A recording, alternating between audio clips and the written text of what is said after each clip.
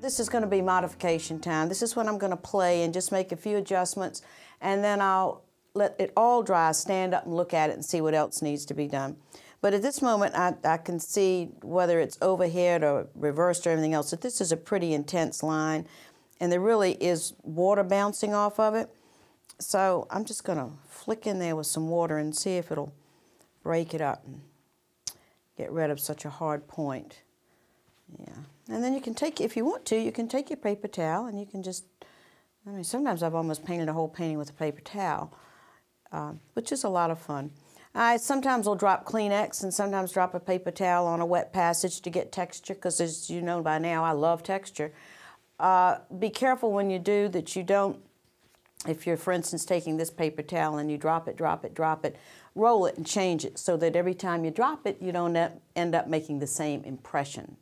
The same thing goes if you use bubble wrap. Be really careful if you use bubble wrap to make an impression, because you'll find that all your little bubbles say, hey, she used bubble wrap.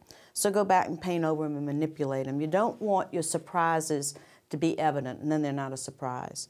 So now that I've touched that in there, I think I might break this up a little bit in here and see if I can get a little water to run over here. Make that sort of like a little rock in there. This is an area over here I'm really trying to figure out how the paper is going to help me do it.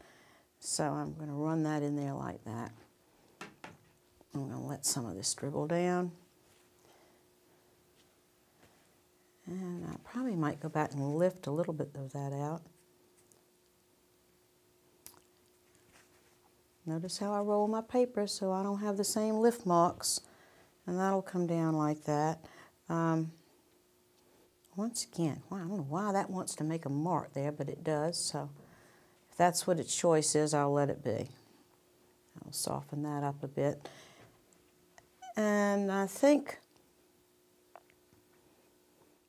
this is an issue. But maybe I'm being silly. Maybe I'm letting it be an issue, where really all it really needs to be is just more paint on it. I'm using a little of Cad Yellow Light and Skip's Green to go back in here and tickle some of this really greeny yellowy moss that was on the top. And maybe I just need to make that moss more important, because that was the last thing before it sort of went over the cliff. Keeping in mind, if I don't like it, all I have to do is lift it out. And right now, I'll tell you, I don't like the fact that it's so regular, so I think I'll lift some of this out.